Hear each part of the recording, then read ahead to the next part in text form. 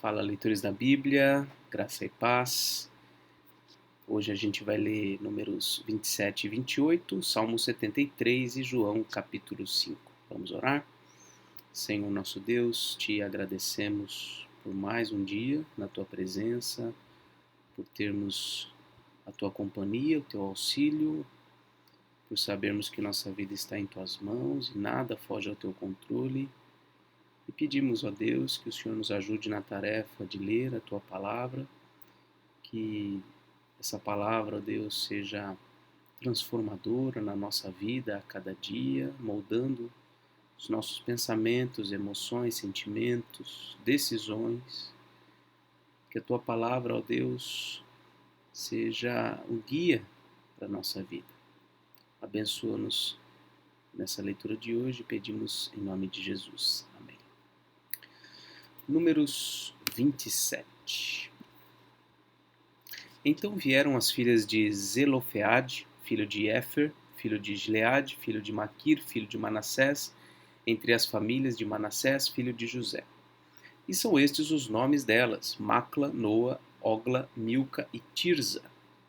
Elas se apresentaram diante de Moisés, diante do sacerdote Eleazar, diante dos chefes e diante de todo o povo, à porta da tenda do encontro, dizendo: Nosso pai morreu no deserto e não estava entre os que se ajuntaram contra o Senhor no grupo de Corá, mas morreu por causa do seu próprio pecado e não teve nenhum filho homem.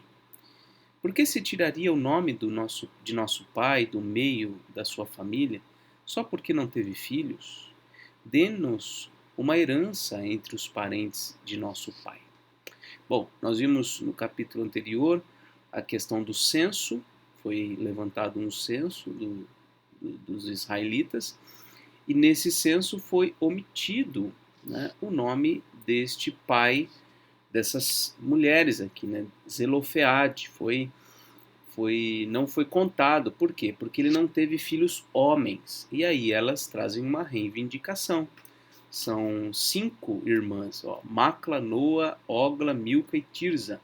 E elas reivindicam diante de Moisés, muito respeitosamente aqui, dizendo que o pai delas não teve filhos homens, então ela pede que herança seja dada a elas também, entre os parentes do pai.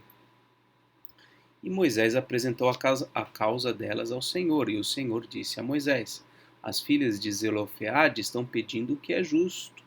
Olha só, o Senhor Deus confirma que o que elas estão reivindicando é justo. Certamente você deve dar-lhes propriedade como herança entre os parentes do pai delas, e deverá transferir a elas a herança do pai. E diga aos filhos de Israel: se alguém morrer e não tiver filho, passem a herança dele para sua filha. E se não tiver filha, deem a herança aos irmãos dele. Porém, se não tiver irmãos, deem a herança aos irmãos do pai dele. Se também o pai não tiver irmãos, deem a herança ao parente mais chegado de sua família para que tome posse dela. Isso será prescrição de direito aos filhos de Israel, como o Senhor ordenou a Moisés. Veja como Deus está, de fato, delineando como deveria ser as coisas, né? As leis estão sendo estabelecidas, algumas questões muito particulares surgem, e aí precisa de uma orientação clara de Deus acerca desses particulares, e é o que está acontecendo aqui, né? Então nós vemos nisso a justiça de Deus, vemos que Deus não é, entre aspas, machista, como muitos vão afirmar a respeito, especialmente do Antigo Testamento. Enfim, Deus não tem nenhum preconceito. Deus é justo. Deus é justo. E a justiça dele se manifesta nesse caso aqui. Depois o Senhor disse a Moisés: Suba a este monte, Abarim, e veja a terra que dei aos filhos de Israel. E depois de a ter visto, você também será reunido ao seu povo, assim como já aconteceu com o seu irmão Arão. Porque no deserto de Zim, quando a congregação discutia comigo, vocês foram rebeldes ao meu mandado, de me santificar nas águas diante dos filhos do povo. São estas as águas de Meribá de Cádiz, no deserto de Zim. Então, o Senhor Deus está lembrando aqui a questão da rebeldia dele e de Arão, na questão das águas de Meribá, e Arão já tinha morrido, e agora Deus fala para Moisés subir ao monte e avistar a terra, né, que o povo iria herdar. Quando nós lemos essa história, eu tentei puxar o texto de 1 Coríntios 10, e eu não me lembrava o versículo, depois a minha mãe me ajudou, é o versículo 4, que mostra como a questão da água sair da rocha, né, se conecta à pessoa e à obra de Cristo, simbolicamente, né? O versículo 4 lá de 1 Coríntios 10 vai dizer que Cristo era a rocha, né? E que o povo de Israel bebeu dele, bebeu de Cristo no deserto. Depois você dá uma lida lá, tá? Então Moisés disse ao Senhor: que o Senhor, autor e consumador de toda a vida, ponha um homem sobre esta congregação, que saia adiante deles, que entre adiante deles, que os faça sair e que os faça entrar, para que a congregação do Senhor não seja como ovelhas que não têm pastor. Então, a fala de Moisés, após Deus anunciar que ele iria partir, é esta: Senhor, providencia um sucessor, alguém que possa conduzir o povo, desempenhar a função que eu tenho desempenhado. O Senhor disse a Moisés: chame Josué, filho de Num, homem em que há o Espírito, e imponha as mãos sobre ele. Apresente-o ao sacerdote Eleazar e a toda a congregação, e à vista de todos transmita-lhe as suas ordens. Ponha sobre ele uma parte da sua autoridade, para que toda a congregação dos filhos de Israel obedeça a ele. Josué deverá se apresentar diante de Eleazar, o sacerdote, o qual por ele consultará o Senhor de acordo com o juízo do Urim. Segundo a palavra do sacerdote sairão, e segundo a sua palavra entrarão, ele e todos os filhos de Israel com ele e toda a congregação. Então veja, Josué é o escolhido de Deus. Josué não é um cara desconhecido, não é um cara que veio do nada, que apareceu agora na história. Josué já acompanhava Moisés há bastante tempo. A primeira vez que Josué apareceu ao lado de Moisés, eu fiz uma sinalização na leitura. Eu não estou agora lembrando exatamente, mas eu acho que ainda foi no Sinai, foi lá no começo. E ali em outros episódios aparece Josué. O último que é muito significativo é o dos 12 espias que trazem um relatório, e dos 12, apenas 2 demonstram confiança de que Deus lhes daria a terra. Um deles é Caleb e o outro é Josué. Então Josué não é uma figura desconhecida, é alguém conhecido do povo, alguém que já tem alguma autoridade, especialmente por ele e Caleb terem sido os únicos de toda a geração anterior terem sido preservados. Então é alguém já conhecido do povo, é alguém que já tem certa indicação de Deus de que poderia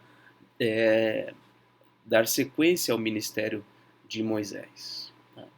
Então a gente vê uma sucessão de liderança acontecendo de uma maneira quase que natural. Embora exista uma fala de Deus diretamente, olha, é Josué que vai ser o homem, né? Nele há o Espírito, olha só, uma evidência também, né? Uma característica muito importante. Então Deus tem algo especial, Deus está nomeando esse homem, mas humanamente falando, né, só poderia ser ele. Só ele ou Caleb, né? Então é ele que é o escolhido, e essa sucessão acontece de uma maneira natural. Essa imposição de mãos sobre ele diante do povo vem para que o povo o conheça, o reconheça com a autoridade de Moisés, né? Deus já diz desde o princípio que Josué ele deveria se apresentar ao sacerdote, Eleazar, e por ele consultar ao Senhor.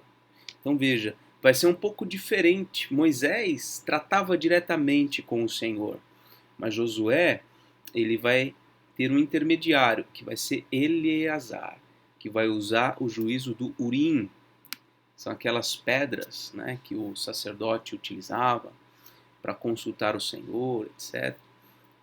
Então, ele deveria ter um intermediário para saber qual era a vontade de Deus para isso ou para aquilo.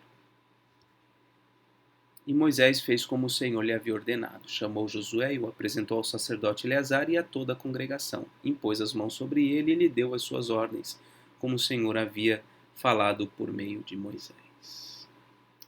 E Números 28. O Senhor disse a Moisés: Ordene aos filhos de Israel e diga-lhes: Tenham cuidado da minha oferta, do meu alimento para as minhas ofertas queimadas, do aroma agradável, para me trazer essas ofertas no tempo determinado. Diga aos filhos de Israel: essa é a oferta queimada que vocês devem oferecer ao Senhor, dia após dia. 2 cordeiros de 1 ano, sem defeito, em holocausto contínuo. Um cordeiro será oferecido de manhã e o outro ao crepúsculo da tarde, junto com 2 litros da melhor farinha em oferta de cereais amassada com 1 litro de azeite batido. É o holocausto contínuo que foi instituído no Monte Sinai, de aroma agradável, oferta queimada ao Senhor. A libação que acompanha o holocausto será 1 litro para cada cordeiro. Esta libação de bebida forte ao Senhor será oferecida no santuário. O outro cordeiro você oferecerá no crepúsculo da tarde, como oferta de cereais da manhã e como a libação que a acompanha. Você o trará em oferta queimada de aroma agradável ao Senhor. Então, novamente, aquela orientação repetida, né? Vem aqui para confirmar, para lembrar o povo. É assim que tem que acontecer. Ofertas dos sábados. No dia de sábado, ofereçam 2 cordeiros de 1 ano, sem defeito, e 4 litros da melhor farinha amassada com azeite em oferta de cereais e a libação que a acompanha. Este é o holocausto de cada sábado, além do holocausto contínuo e a libação que o acompanha. Agora, festa. No princípio de cada mês, ofereçam em holocausto ao Senhor 2 novilhos e 1 carneiro, 7 cordeiros de 1 ano sem defeito e 6 litros da melhor farinha amassada com azeite em oferta de cereais para 1 novilho, 4 litros da melhor farinha amassada com azeite em oferta de cereais para 1 carneiro e 2 litros da melhor farinha amassada com azeite em oferta de cereais para 1 cordeiro. É o holocausto de aroma agradável, oferta queimada ao Senhor. As libações que acompanham serão 2 litros de vinho para 1 novilho, 1,5 litro para 1 carneiro e 1 litro para 1 cordeiro. Este é o holocausto da lua nova de cada mês, para todos os meses do ano. Também se trará um bode como oferta pelo pecado ao Senhor, além do holocausto contínuo, com a libação que o acompanha. No primeiro mês, aos 14 dias do mês, é a Páscoa do Senhor. Aos 15 dias do mesmo mês haverá festa. 7 dias se comerão pães sem fermento. No primeiro dia haverá santa convocação. Não façam nenhum trabalho nesse dia, mas apresentem uma oferta queimada em holocausto ao Senhor. 2 novilhos, 1 carneiro e 7 cordeiros de 1 ano, todos sem defeito. A oferta de cereais que acompanha o holocausto será a melhor farinha amassada com azeite. Ofereçam 6 quilos da melhor farinha para 1 novilho e 4 quilos para 1 carneiro. Para cada um dos 7 cordeiros ofereçam 2 quilos e um bode para oferta pelo pecado, para fazer expiação por vocês. Ofereçam estas coisas, além do holocausto da manhã, que é o holocausto contínuo. Assim, ofereçam cada dia, durante 7 dias, o alimento da oferta queimada em aroma agradável ao Senhor. Além do holocausto contínuo, ofereçam isto juntamente com a libação que o acompanha. No 7º dia, vocês terão santa convocação. Não façam nenhum trabalho nesse dia. Vocês terão também santa convocação no dia das primícias, quando trouxerem oferta nova de cereais ao Senhor durante a festa das semanas. Não façam nenhum trabalho nesse dia. Então ofereçam ao Senhor por holocausto em aroma agradável 2 novilhos, um carneiro e 7 cordeiros de um ano. A correspondente, a correspondente oferta de cereais da melhor farinha, amassada com azeite, será de 6 litros para um novilho, 4 litros para um carneiro. 2 litros para cada um dos 7 cordeiros. Ofereçam também um bode para fazer expiação por vocês. Tragam todas estas ofertas, além do holocausto contínuo da correspondente oferta de cereais e das libações que a acompanham. Todos os animais devem ser sem defeito.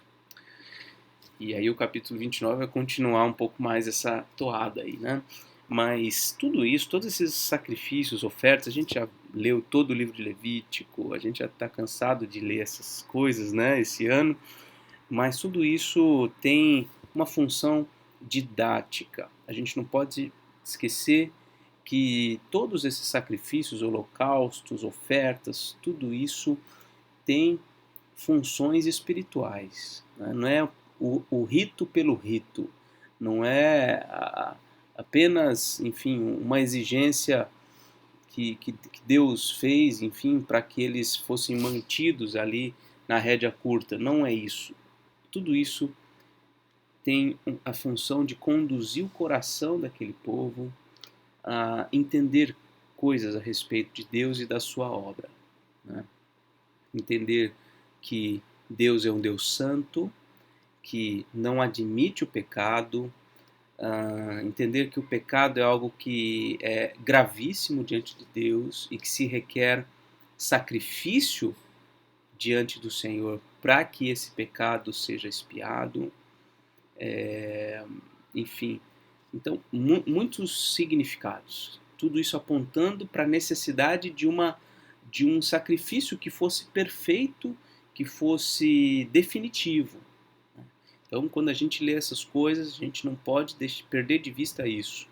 Tudo isso teve uma função didática de conduzir o povo a ter uma grande expectativa do que Deus faria no futuro, provendo a salvação, a expiação completa e definitiva do seu povo. Agora vamos para o Salmo 73. Começa aqui o livro 3. É um salmo de Asaf. O Salmo 73 é um salmo muito interessante, muito importante, especialmente para a gente refletir sobre essa questão aqui que tem até no título, o problema da prosperidade dos maus. Nós vemos, por vezes, gente que não tem absolutamente nenhum compromisso com Deus, prosperando. E, por vezes, o próprio povo de Deus, gente que ama a Deus e que quer viver em obediência ao Senhor, vivendo lutas muito grandes, né? E aí pode surgir no coração dos crentes essa dúvida a respeito da bondade de Deus, esse questionamento a respeito do porquê os ímpios prosperam e nós, povo de Deus, acabamos, por vezes, sendo tão prejudicados. Então, esse Salmo 73, ele é muito importante e interessante para a gente refletir sobre isso. De fato, Deus é bom para com Israel, para com os de coração limpo. Quanto a mim, porém, quase me resvalaram os pés. Pouco faltou para que se desviassem os meus passos, pois eu invejava os arrogantes, ao ver a prosperidade dos maus. Para eles não há preocupações. Seu corpo é forte e sadio, não partilham das canseiras dos mortais, nem são afligidos como os outros. Por isso a soberba os cinge como um colar, e a violência os envolve como um manto. Os olhos saltam-lhes de tanta gordura. Do coração deles brotam fantasias. Zombam e falam com maldade. Falam da opressão com arrogância. Abrem a boca para falar contra os céus. E a língua deles percorre a terra. Por isso o seu povo se volta para eles e os tem como fonte da qual bebe com avidez. Eles dizem: Como Deus ficará sabendo? Por acaso o Altíssimo tem algum conhecimento? Eis que estes são os ímpios, e sempre tranquilos aumentam as suas riquezas. Com certeza, foi inútil conservar puro o meu coração e lavar as minhas mãos na inocência, pois o dia inteiro eu sou afligido e cada manhã eu sou castigado. Se eu tivesse pensado em falar tais palavras, já aí teria traído a geração dos teus filhos, ó Deus. Em só refletir para compreender isso, achei que a tarefa era pesada demais para mim, até que eu entrei no santuário de Deus e descobri qual seria o fim deles. Tu certamente os pões em lugares escorregadios e os fazes cair na destruição. Como são destruídos num instante, são totalmente aniquilados de terror. Como acontece com o sonho, quando alguém acorda, assim, ó Senhor, ao despertares, desprezarás a imagem deles.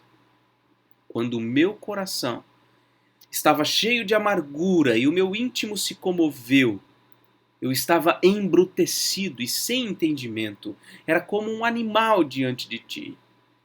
No entanto, estou sempre contigo. Tu me seguras pela minha mão direita. Tu me guias com o teu conselho e depois me recebes na glória. Quem tenho eu no céu além de ti? E quem poderia eu querer na terra além de ti? Ainda que a minha carne e o meu coração desfaleçam, Deus é a fortaleza do meu coração e a minha herança para sempre. Os que se afastam de ti certamente perecerão. Tu destróis todos os que são infiéis para contigo. Quanto a mim, bom é estar perto de Deus. Faço do Senhor Deus o meu refúgio para proclamar todas as suas obras. Esse salmo é fantástico, fantástico. Ele fala, olha, quase eu me arrebentei, porque eu olhava para os ímpios e eu invejava eles. Eu olhava para a minha vida e falava, só me lasco todo dia, mas eles estão só prosperando. Estão tranquilos, aumentando a riqueza deles. Quando foi que caiu a ficha do salmista, né, nessa poesia aqui? Foi quando ele, olha aqui, esqueci de notar o versículo, aqui ó, 17. Até que entrei no santuário de Deus e descobri qual seria o fim deles. O ponto de inflexão, o que mudou o coração do salmista foi quando ele entrou no santuário de Deus e lá no santuário de Deus, no local da habitação de Deus, ele descobriu qual seria o fim deles. E aí mudou a mente. Mudou a mente. É na presença de Deus que os nossos principais questionamentos, nossas dúvidas, nossas aflições recebem um novo significado. É na casa de Deus, na habitação de Deus,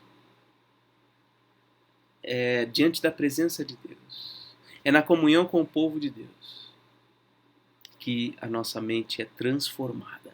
A mente dele foi transformada. E aí ele começou a olhar e falar, não, eles vão ser destruídos. Eles vão se arrebentar. E eu não quero estar quando isso acontecer.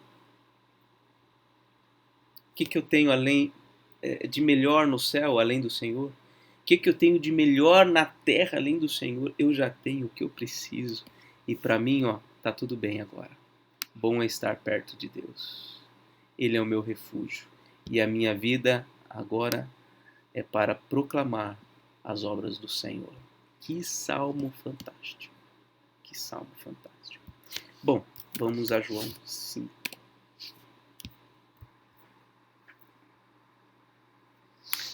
Passadas essas coisas, havia uma festa dos judeus e Jesus foi para Jerusalém.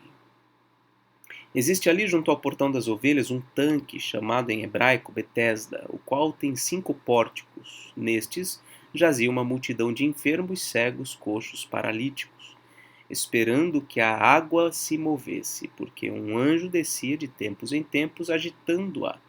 E o primeiro a entrar no tanque, uma vez agitada a água, sarava de qualquer doença que tivesse. Estava ali um homem enfermo, havia 38 anos. E Jesus, vendo-o deitado e sabendo que estava assim havia muito tempo, perguntou: Você quer ser curado? E o enfermo respondeu: Senhor, eu não tenho ninguém que me ponha no tanque quando a água é agitada. Quando tento entrar, outro enfermo chega antes de mim. Então Jesus lhe disse: Levante-se, pegue o seu leito e ande. Imediatamente o homem se viu curado e, pegando o leito, começou a andar. E aquele dia era sábado. Por isso os judeus disseram ao que tinha sido curado: É sábado e neste dia você não tem permissão para carregar o seu leito. Ao que ele lhes respondeu: O mesmo que me curou me disse: Pegue o seu leito e ande. Perguntaram-lhe: Quem é o homem que disse a você: Pegue o seu leito e ande? Aquele que tinha sido curado não soube responder, porque Jesus tinha se retirado por haver muita gente naquele lugar. Mais tarde, Jesus o encontrou no templo e lhe disse: Olhe, você foi curado. Não peque mais, para que não lhe aconteça coisa pior. O homem se retirou e disse aos judeus que tinha sido Jesus quem o havia curado. E por isso os judeus perseguiam Jesus, porque fazia essas coisas no sábado. Mas Jesus lhes disse: Meu pai trabalha até agora, e eu trabalho também. Por isso os judeus cada vez mais queriam matá-lo, porque além de desrespeitar o sábado, também dizia que Deus era seu próprio pai, fazendo-se igual a Deus.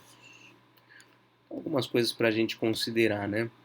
Quando diz aqui que Jesus desrespeitava o sábado, ele desrespeitava o sábado de acordo com a concepção daqueles rabinos, daqueles mestres da lei, que tinham criado uma série de leis mais complexas, mais duras do que o próprio texto bíblico, né? Então, Jesus não desrespeitava o sábado de acordo com a lei de Deus. Ele desrespeitava o sábado de acordo com as leis dos homens, né?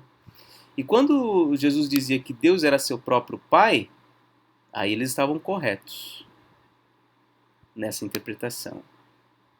Ele estava se fazendo igual a Deus, né? Ele estava dizendo: eu sou da mesma natureza que Deus.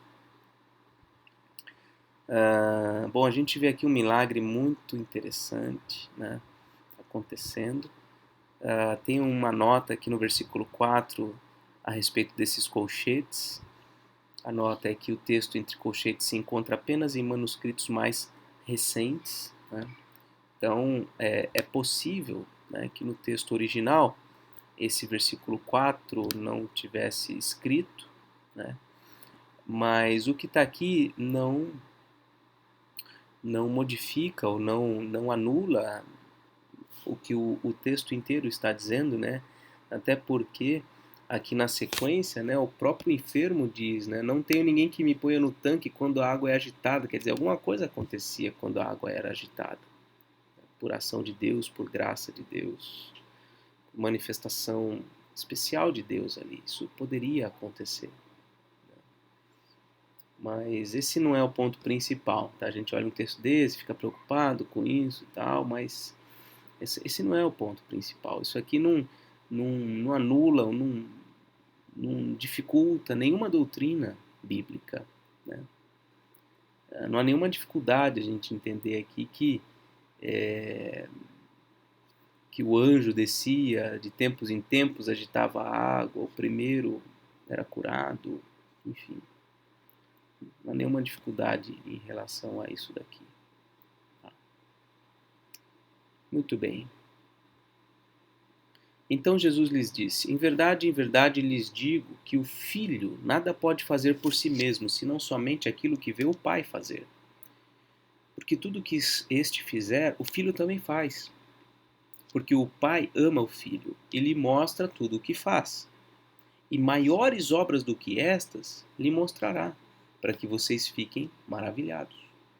Pois assim como o Pai ressuscita e vivifica os mortos, assim também o Filho vivifica aqueles a quem quer. E o Pai não julga ninguém, mas confiou todo o julgamento ao Filho, para que todos honrem o Filho assim como honram o Pai. Quem não honra o Filho, não honra o Pai que o enviou. Então, aqui Jesus está dizendo: olha, o meu ministério não está desligado da obra de Deus, o Pai. O que eu faço é o que eu vejo meu Pai fazendo. E o Pai abriu mão de julgar porque confiou ao Filho a todo julgamento. Para que todos honrem o Filho, olha só, assim como honram o Pai. Testemunhas de Jeová, por exemplo, vão ter alguma explicação enviesada desse trecho.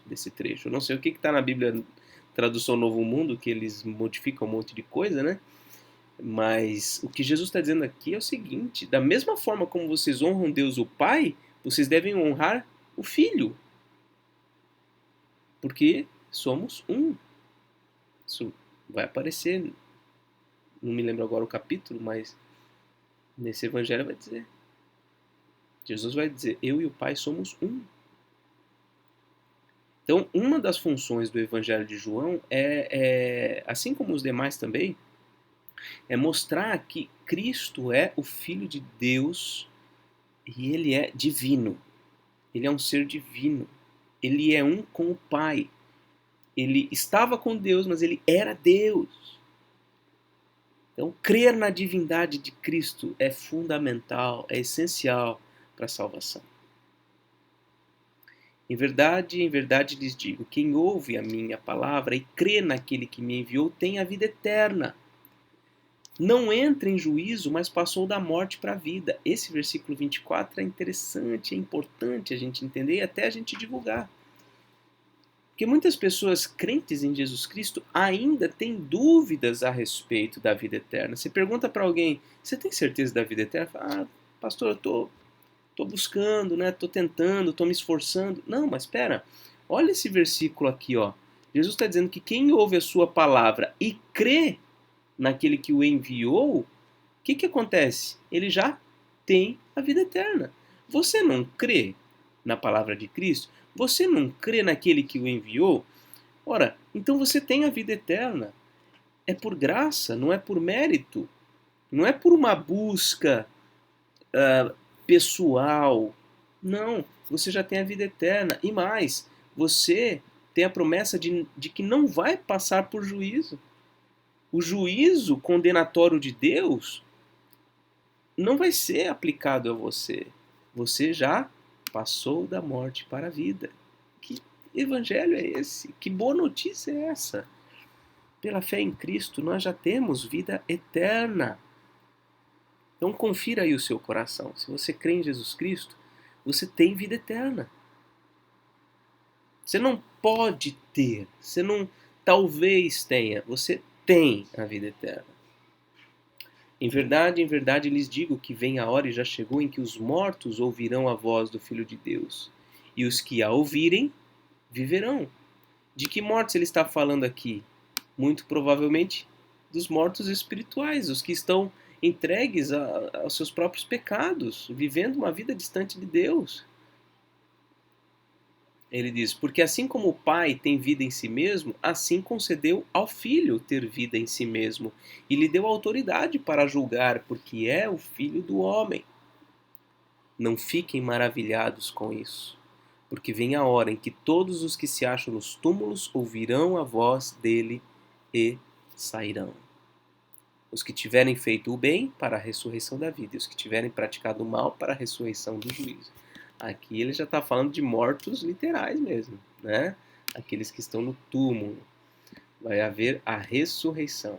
A ressurreição da vida, para aqueles que creram em Jesus Cristo, que viveram uma vida de obediência, de santidade, e a ressurreição do juízo para aqueles que praticaram mal e viveram uma vida ímpia. Eu nada posso fazer de mim mesmo, assim como ouço, julgo. O meu juízo é justo porque não procuro a minha própria vontade, e sim daquele que me enviou. Se eu dou testemunho a respeito de mim mesmo, o meu testemunho não é verdadeiro. Outro é o que dá testemunho a respeito de mim, e sei que o testemunho que ele dá a respeito de mim é verdadeiro. Vocês mandaram mensageiros a João, e ele deu testemunho da verdade. Eu, porém, não recebo testemunho humano, mas digo essas coisas para que vocês sejam salvos. Então vocês vão ser salvos se vocês ouvirem o testemunho dos homens de Deus, ouvirem o testemunho que o próprio Deus deu, né? Se vocês ouvirem isso e acolherem. Porque o próprio Deus deu testemunho, não só através de João Batista, mas a voz, né? Aquela voz que todos ali ouviram. Este é o meu filho amado em quem tenho todo o meu prazer. João era a lâmpada que estava acesa e iluminava. E por algum tempo vocês quiseram se alegrar com a sua luz. Mas eu tenho maior testemunho que o de João, porque as obras que o Pai me confiou para que eu as realizasse, que eu faço, testemunham a meu respeito de que o Pai me enviou. Ele está falando agora, olha, outro testemunho extremamente audível é o que eu estou realizando. Olhem para o que eu estou fazendo. Quem mais faz o que eu faço? Isso testemunha a meu respeito. O Pai que me enviou, esse mesmo é quem tem dado testemunho de mim. Vocês nunca ouviram a voz dele, nem viram a sua forma. Também não tem a palavra dele permanente em vocês, porque não creem naquele a quem ele enviou. Vocês examinam as escrituras, esse versículo também é tremendo.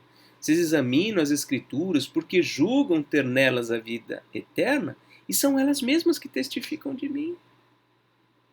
Jesus está falando com a liderança aqui, os mestres, os professores, o pessoal gabaritado lá, os doutores. Está falando, ó, vocês não ficam lá pesquisando, vocês não acreditam que na Bíblia, lá nas Escrituras, é falado ali sobre a vida eterna? Pois é, elas falam de mim, elas testificam a meu respeito. Então ele já falou do testemunho de João, ele já falou do testemunho que as obras dele dão, agora ele está falando do testemunho que as Escrituras dão a respeito dele.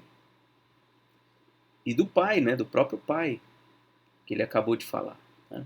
Contudo, vocês não querem vir a mim para ter vida eterna. Vocês querem buscar vida em outras coisas. Vocês querem buscar vida na lei. Na lei não tem vida. Vocês querem ter vida, buscar vida em ritos. Não há vida nos ritos.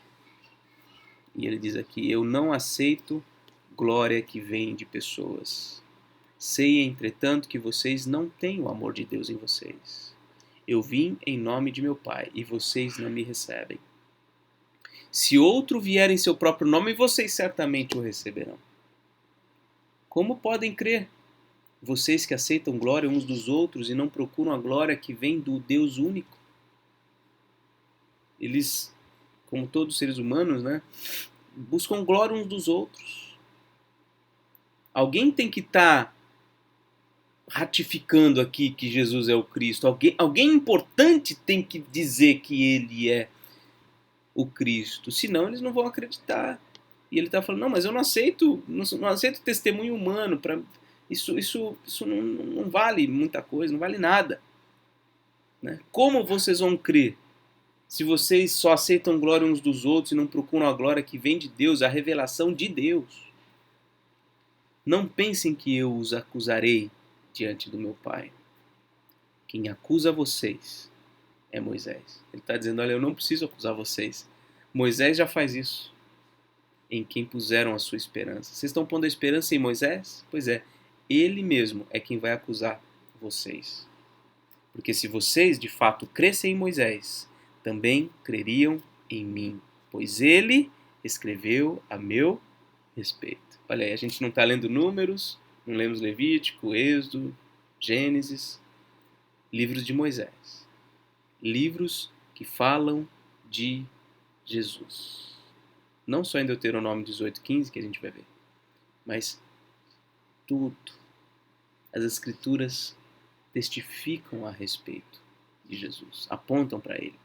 Se, porém, não creem nos escritos dele, como crerão nas minhas palavras?